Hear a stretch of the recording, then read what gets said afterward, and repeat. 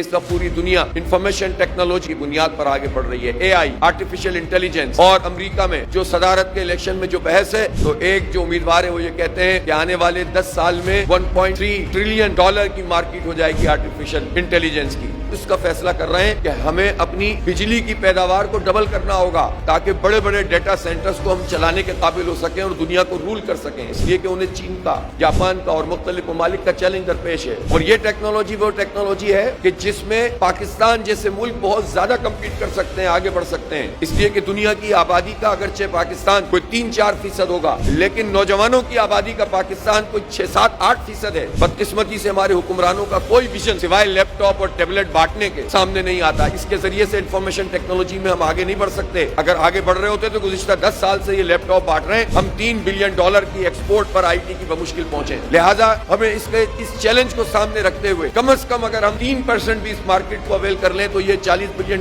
بنتا ہے. ہمارے دل درد دور ہو سکتے ہیں، لیکن کوئی سوچنے کے لیے تیار نہیں ہے.